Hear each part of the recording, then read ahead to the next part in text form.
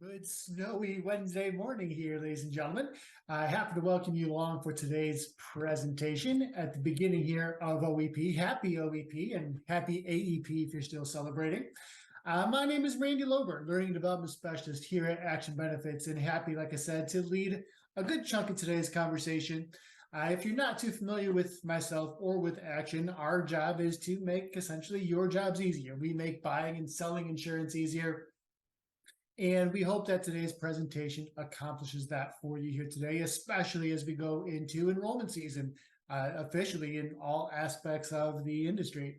Joining me today is my partner in crime, Chelsea Smith. Chelsea, please say hi to everyone.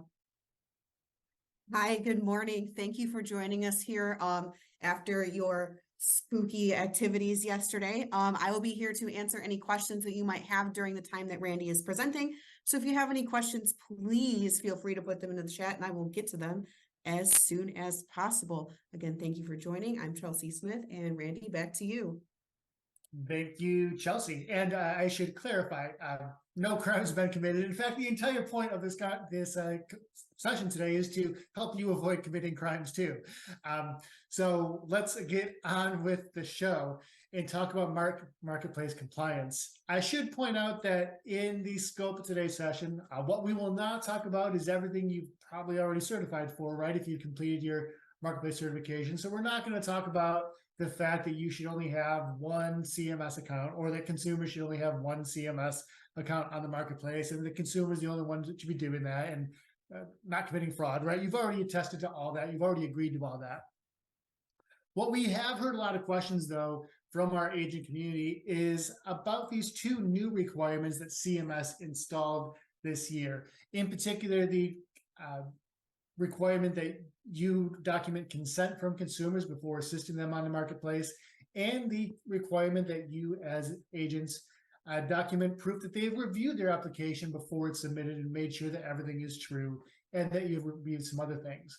So that's the scope of today's presentation here today, and that's why we're here for about 35 or so minutes of content, leaving plenty of time at the end for questions for you here today. So want to level set your expectations and know that those two are the headliners here today. We'll talk first about that consent documentation and what that means for you. Good news is if you're already working in the Medicare market, you're in the middle of AEP, consent documentation, you can kind of think about it like a scope of appointment.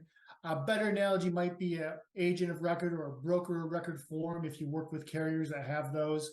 And in fact, that can help to satisfy this documentation need here. But let's go forward and dive into that need here in some detail. So what CMS is looking for is that you, as an agent or broker, must document receipt of consent from a consumer or their authorized representative. The authorized representative, of course, can be someone with a power of attorney or with other legal authority to act on the consumer's behalf. So the first ingredient that we want to make sure that you're aware of is that you've got to collect something from the consumer that says, yes, I want you to be my agent and you have my authority, or you have the ability to act on my behalf or work with me on the marketplace. The other key ingredient here is the consumer must take action to produce documentation. So let's break that down a bit here as well. So it can't just be a passive, slip this across the table. The consumer never does anything with a piece of paper that says I'm your agent. The consumer has to do something to affirm, to give enthusiastic consent that they want to partner with you in navigating their marketplace options. So what does taking action mean in this case? What does a consumer have to be able to do? And what do you have to be able to record? So that the documentation itself must include these things here. It has to be able to describe the scope, purpose, and duration of consent provided, meaning that it's going to, the document or whatever agreement you issue to your consumer or prospect is going to say, I can access the marketplace, or I can access PII during this time for these purposes and for how long you give me that consent. Now, the good news there in that with that first bullet point is that CMS doesn't say that consent sunsets at any time. consent can stay valid until the consumer revokes it for any reason they so choose. So if you've made a client for life, you only need to collect this form once. And that's where it kind of differs from that scope of appointment sense in the Medicare space, is that you only need this once, or if the consumer comes back to you, and through whatever mechanisms that might happen. You also need, of course, to document the date consent was given, the name of the consumer or representative, so they can say that, yes, I do give you consent, the name of the agent or broker, and you must give them an idea of how they can withdraw their consent. So if they choose to work with someone else on the marketplace, how do they notify you? How do they do that? Is that email? Is that writing? Are verbal requests okay? Spoiler, you probably want to get it in writing just to cover all your bases. But that's the minimum ingredients there. And kind of similar to what CMS expects on the Medicare side, you must hold on to that documentation for 10 years in a HIPAA compliant fashion, we should point out. So if you have an email, make sure your email is HIPAA compliant if you are getting consent that way. If you are collecting wet signatures on a document, make sure you've got a HIPAA compliant solution for retaining that, because you are dealing with PII on these particular forms. So you're probably saying, yeah, I know that. Thanks for that. That's what the marketplace has said. That's what CMS has said. But how do I actually do it? What does it look like when I'm selling and servicing folks that I work with? So let's get a little bit deeper into what that can look like for you here.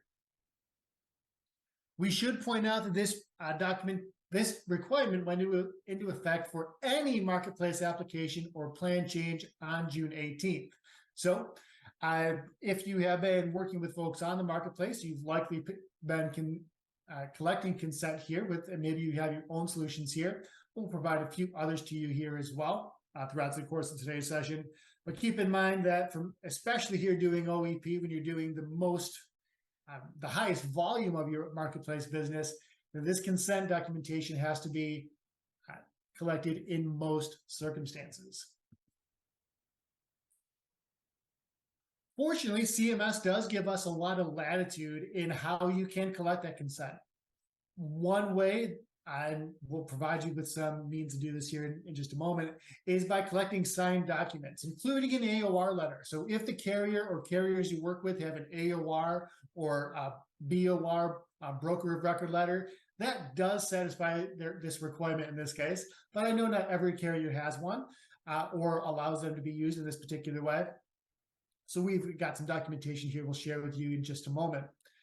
You can also get a verbal confirmation and audio recording. But the key is that it has to be recorded. If they just give you verbal consent that you can represent them and act with them and for them on the marketplace, but you don't record it, that's not okay. CMS has to be able to come back and say, yep, this is when and where the consumer agreed to have you serve as their representative on the marketplace. If you may not need a form. You could just use a written response, email or otherwise, to a communication. So as long as you send a communication that has all of these, man, that was snappier. As long as you send an email that has all of these things written out, the scope, purpose, date consent was given, name of the agent, name of the consumer, and the process of how they can withdraw consent, that can satisfy the requirement too. If you are someone who is less formal here, an advantage of that, though, is it does give you a timestamp. So you know exactly when the consumer replied to that and gave you consent. That could be helpful for any compliance investigations later down the road. And CMS does give you broad latitude and says, you know what, we don't really care how you collect it, as long as you, so you can use any other means that fits your business and needs requirements. But probably the first three bullets here are the way you might want to do that. So let's talk a little bit about some ways that we at Action can help you with this particular requirement here. So CMS does make model forms available. The model form itself does not satisfy the requirement simply because it has CMS branding all over it, and it tells you that this is for agents to customize to their own needs and purposes. So if you were just to go to CMS and pull that straight down from the website, that doesn't quite work for you here. But we have loaded sample forms to Coverage for One. So when you log into Coverage for One, you'll be able to hit those documents right away, as well as within your complimentary DocuSign portal. You have access to e-sign or to send out this form, have it e-signed by your consumer, and work from there. And if you'd like an agency branded one, like we've done for a few of our agent partners already, Chelsea and I are happy to put those together, put your name in shining lights or your logo, if you were, on the form we're about to show you, as well as your contact information to give your clients a really personalized look and feel. So if you were to go to Coverage for One, you would see a document like this that you could pull down. It is inside your login at coveragefor1.com. It does give the consumer the opportunity to state their name, to name who they want to represent them. Gives them a way, or you a way to fill how they revoke that consent, probably by, again, we encourage you by some sort of written method there. A method for them to give consent to their primary writing agent if you're directly servicing them. And here's a key piece for a question coming up. If you want them to give consent to your entire agency, if you happen to have multiple agents in your office working on the marketplace, that's a solid way to collect that agency-wide consent. So not every individual agent needs to collect consent every time they talk to the consumer. You could have an agency-wide process here. Form also collects the name of the primary contact or household representative, their phone number, email address, gives them a spot to sign it and date, and bada bing, you have satisfied that requirement so long as the consumer returns it to you. This here on your screen is a fillable PDF, so you could email it to your folks. Also works just as well to sign it or to print it and have it hand-filled as well. And Chelsea, again, in the chat here, did provide you a unbranded version of this if you would like it. But again, if you'd like one with your logo and contact information, just let Chelsea and I know. We're happy to mock that up for you. Chelsea, before we go into our pop quiz and check for some understanding here and some customer service scenarios, anything we need to attend to in the chat or Q&A? Not at this point. We are free to keep on keeping on. All right, on with the show, ladies and gentlemen. We'll give you a little pop quiz and see how this requirement applies to a variety of real-ish life customer service scenarios you're going to come across this AE or this OEP. So let's suppose, for example, that you have a client whose plan is automatically renewed with no changes to their marketplace application. Everything stays the same. Do you need to document consent for this consumer based on what we've told you so far? In this particular case, you only need to collect consent if you, as the agent, have done anything active to actively assist the consumer. So if their plan renews automatically, you didn't have to talk to the consumer at all. They're staying in their same plan. Things are rolling over and swimmingly. You do not have to collect consent in this case because you're not working on the marketplace. You're not doing a person search or anything with them on their behalf here. So there's the first question. Let's try another one here. The second question I want to pick your brains on. Say you've recently become AOR for a client that has an existing marketplace application. So they're already on the marketplace. They're already working there, but maybe for whatever reason, you've acquired them. For this consumer, do you need to document consent before you assist them? Yes or no? Yeah, this one did not trip anyone up. In this case, you are the new agent. You do have to collect consent before you do any assist them on the marketplace. Again, even before you do a person search on the marketplace, before you do anything else, collect that consent form. Absolutely. Let's check out another one here.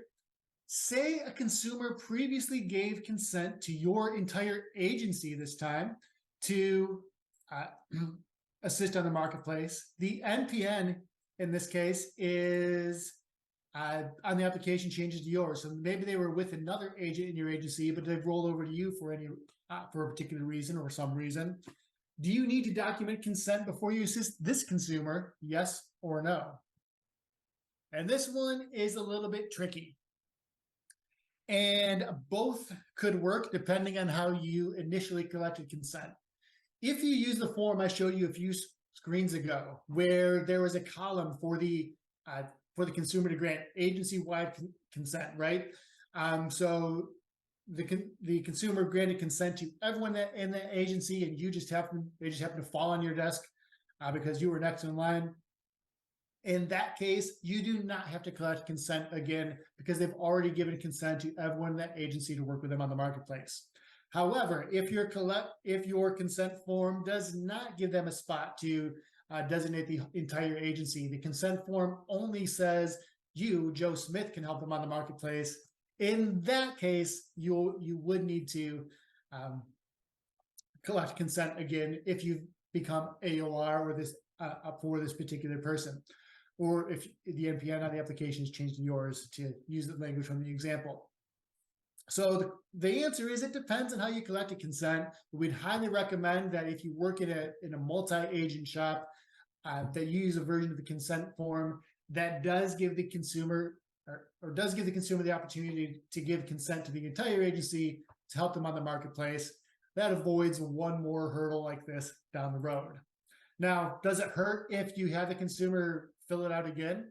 If the NPN changes? No, not at all. Probably still a good CYA down the road, but you don't have to in that case.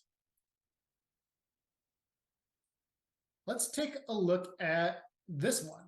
A consumer fills out the marketplace application on their own with no assistance from you. They just happen to know you and your NPN and really like you. So you did not help the consumer at all. Do you need to document consent in this case? In this case, if you did not provide any active assistance to the consumer, so you never talked to the consumer, they just made that enrollment decision and choice on their own, maybe because they used your custom broker link from an enhanced direct enrollment pathway, you do not need to document consent in that case, as long as the consumer truly did everything on their own and you never had a conversation with them. So maybe you have a broker link from Blue Cross Blue Shields, individual business agent community you have in your email signature, and your consumer goes and enrolls that way. No need for you to collect consent in that case, again, as long as you did not actually have a conversation with them or help them at all with that enrollment. So CMS recognizes that that could be burdensome in this particular case. So there's a little bit of leeway in that regard.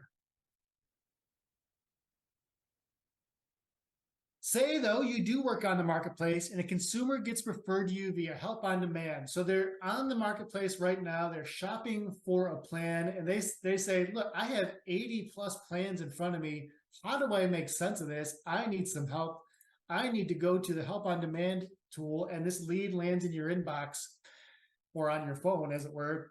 Do you need to document consent in that case? Yes or no here? Yeah, you are all correct. In this case, the consumer comes over you via Help on Demand. Yes, they're interested in buying insurance, but we don't know whether they're interested in buying insurance from you or with your support yet. So you do need to collect consent in that case. One more question for you before we head over to the second part of the second new compliance requirement. Say a consumer enrolls via an agent broker link on an enhanced direct enrollment pathway like Coverage for One. Wink, wink, nudge, nudge. We can do that now. In this case, do you need to document consent? Yes or no? If they've done it all on their own and they just clicked on the link in your email or your website. And in this case, ladies and gentlemen, if the consumer has done it entirely on their own, they've clicked on your broker link in your email or on your website, again, you do not need to document consent as long as you did not take an active role in helping there. So if you happen to catch a stray consumer that sees your email signature and says, hey, what's this? I want to go shop for marketplace coverage. They do the enrollment and the quoting and application all by themselves. No need to mess with the form here at all. So that's good news. So I guess that's the biggest rule of thumb to remember here, right? If the consumer does not talk to you, you play no active role in assisting for any of these scenarios here, you do not have to document consent. It's only when you take an active role in helping them out that triggers this requirement. So if there's one big takeaway, when you help someone, grab the paperwork. If you did not directly help them, the paperwork is not necessary, although never a bad CYA to have on can either. Chelsea, before we go forward here, anything we need to attend to in Q&A or the chat? We do have one question from Erica. She asks, what happens if you have to help a client during the middle of the plan year? Do you have to have consent? Then why not just get consent every time if you don't directly help them? Yeah, so great question, Erica. And I think the next part of the presentation will help to clarify this some. So the consent that you gather here in this stage is valid until the consumer revokes it. There's no sunset on it. So when you gather consent, it's good for as long as the consumer wants it to be valid. So you don't need to collect it mid-year. Well, what you will need to do next year is collect this next piece that we're going to talk about. And that is the review documentation. That was the lamest transition I ever had. I'm sorry. Let's do better this time. And that was the review documentation. So here's the second new thing CMS is asking you to do this year, and that is must document that the consumer or representative has reviewed their application each time they make a change to it.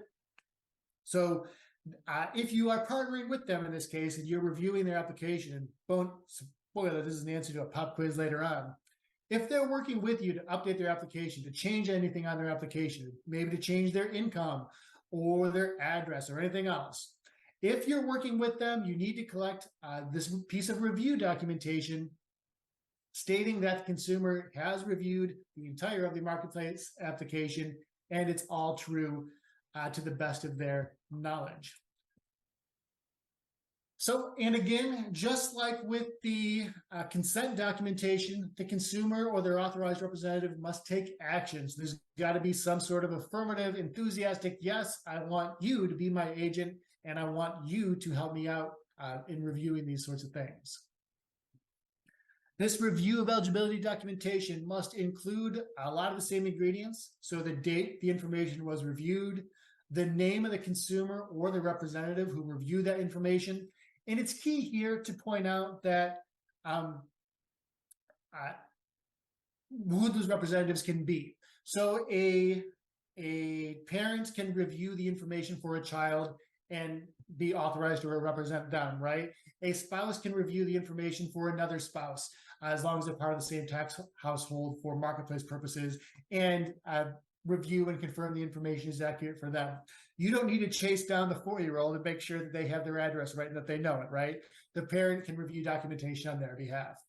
And so long as it is an authorized actor or an authorized representative for the entire contract, right?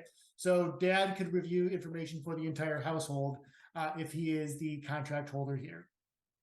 So I want to be clear on that. It must include an explanation of all the attestations at the end of the application. We'll look at that in just a moment. And it must include your name or the person in your office who is assisting the person with that particular change to their application.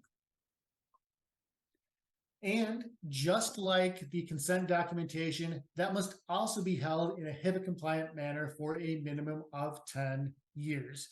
So in a locked filing cabinet, in secure data storage, wherever you are currently storing other protected data that is HIPAA compliant, that is where this should go to. So the question is, okay, but how? Again, just like the consent requirement, this went into effect on June 18th. So making any marketplace changes needed this review thing here, but we're hitting it right now at the beginning of OEP, probably because you're going to be making a lot of, you may be making plan changes or address changes or those sorts of things coming up. So how do you achieve that documentation? A signed document is always a good idea. Verbal confirmation, audio recording is acceptable here. Again, a verbal yes that's not recorded does not satisfy the requirement because you can't prove that it happened. So you need to be able to record it and prove that it happened here. A written response to email communication or otherwise, or maybe you're sending snail mail, that could work too, or any other means that fits your business and meets the requirements. So again, CMS gives you a lot of latitude here in how you can do it. But probably those first 3 bullet points will be among your most common. As for documentation here, CMS did not make a model form available for this particular requirement. And so we should point out that if you are using the model form that they have put in place for the consent requirement, you're using a version of that, that on its own does not fulfill this separate review documentation requirement. So I don't want you to get caught up in thinking one piece of paper or one documentation will always do it for you here. However, we have developed some forms and have already loaded those to Coverage for One and DocuSign that you could send off to your clients, in this case, during or after a meeting to get help. And again, we're happy to brand one for you here as well. And here's what those forms look like. What the form does is walks them through each of the attestations here, and it asks them to check that box if the agent, has explained that particular attestation to their satisfaction and knowledge. So if they know that they are working under the penalty of perjury, there's an expectation that you've explained what on penalty of perjury means to them. And they can acknowledge each of those 4 things here. Changing my application might change my, what APTCs or CSRs I might be eligible for. I know I can't be discriminated against. And I know that this form is information on the application is only used for health coverage, help pay for coverage, and for lawful purposes of the marketplace that help pay for coverage. So you've got all those things there. You'd walk through your client, explain them with. You'd collect their name, input your name here and the date of review, and voila, you've got this particular requirement spoken for. Before we go into a pop quiz on this one, want to check in with Chelsea. Anything we need to attend to in the chat or Q&A? The only thing I noticed is, was Erica again asked if you could record these via Zoom, and that is totally acceptable. So long as that is recorded and stored, just like any other way of documenting that review. Yes, and we should point out that especially if you are recording Zooms, recording video calls and things like that, you don't need to store the video portion, right? As long as you have that audio portion separate. So when we download this Zoom, actually, you make a video to put on YouTube later on this afternoon. You know how Zoom spits out both the video and the audio only portion. As long as you retain that audio only portion, you'll be okay, just as you would be if you were recording an enrollment call for Medicare. So could save you some hard drive space down the road there. Great clarifying question, Erica, and thank you for bringing that up, Chelsea. So pop quiz about this particular requirement, and then as I promised, you'll be on your way and off to do great things. This is OEP. First question of your pop quiz is, a consumer gets your help to update their estimated MAGI on the marketplace application, so their estimated modified adjusted gross income. Do you need to document that the consumer has reviewed this information and that they swear it's all accurate on penalty of perjury? You're right. Anytime there's an update made to the application that you have helped out with, you're going to collect this review documentation, whether that's through a form that Chelsea just put in the chat, whether it's one that we put up for you, or your own means that you want to create that documentation here as well. So whether that happens here during OEP or whether that happens during mid-year and you're doing a maintenance change, they've moved to a new zip code, right? And you're updating the application there. That is going to trigger a requirement for this type of documentation. So Erica, I think that answers part of your question from earlier, or the second part of your question from earlier. What happens if I help them mid-year? Your consent lasts forever, but the review documentation has to happen each time you change information on the application with them. They need to go back in because they're the only one, probably, hopefully, that can swear that all that is true. Last pop quiz of the day, ladies and gents. Can you use the same form to document both consent and review? You're going to see one last poll pop up on your screen here. Yes, yes, but, or no. I have news for you. I don't know whether it's good news. I'll let you decide that, but it is news. In CMS's eyes, yes, you can use the same form to record both document and consent. In our eyes, it's a bit more of a yes, but because you've got to document two separate events here, right? You've got to document both that consent happened and also that review happened. And if you do them on the same form, you'll need to figure out a way to notate that review indeed happened after they've already worked through the application with you. So having them sign both consent and the review form at the same time doesn't work. So if you're emailing back and forth, right? Maybe you're emailing copies of the form back and forth, and you have that timestamp there, that could work. Or if you create your own form that has both space for consent and review, and you've got a timestamp down below, right, that says they reviewed this application at 9:45 a.m. or 10:32 p.m. or whatever they have to be working, that could work.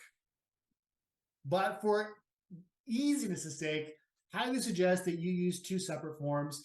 One for consent that you have on file, another one for review that you put in each time you do some change with them. So that's why we lean toward a yes, but here. It's possible, but it's probably going to create more questions than you'd rather answer for your beneficiaries. So the two separate form is our in-house preferred option to navigate that. Chelsea, before we wrap up today, anything we need to attend to in the Q&A or chat? There's nothing in the chat, but I did think of one more thing while you were presenting. I would suggest, if it were me as an agent, getting into the habit of, when all these enrollment periods are over, getting yourself maybe like a external hard drive if you're going to use a digital means to collect these consent forms, because they have to be stored for 10 years. And if you're like me and terrified that your laptop's going to just go crazy and not save everything, downloading your all of your files, all your documents, all of your everything onto something external and just saving that somewhere outside of anything else, so that you know that you are going to stay compliant with that 10-year commitment, even if your laptop goes crazy or if you move and whatever it is that might happen with your technology. We all know technology things happen. That would be what I suggest. In other lives and other jobs, I did that as well. Might be a good idea for you as well if you are worried about that 10-year commitment of saving those documents. Great point, Chelsea. And the other thing we should mention that is, if you do choose to use the complimentary forms we've already uploaded in your DocuSign accounts.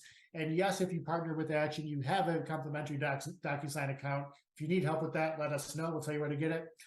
But all that to say that DocuSign has a document retention policy of 60 days, meaning after 60 days, it wipes those documents out, doesn't hold on to them anymore. So even if you use DocuSign to collect an e-signature from your clients, you'll still need to find a way to secure either that hard copy or that digital copy of that. That's why I brought back up there. Let's talk about what you do if you have questions here today. So if we have the pleasure of partnering with you already here in the individual under 65 market, you have an account manager assigned to you. They are always on hand, or you can reach out to anyone on that team at individual@actionbenefits.com. If, though, you'd like to talk about getting forms customized for your agents, Chelsea and I are your trainers, but we're also your computer whizzes. We're happy to put your logo on any one or both of the forms we just talked about here today. Shoot us an email at learning@actionbenefits.com, and one of us will get to it as soon as we possibly can.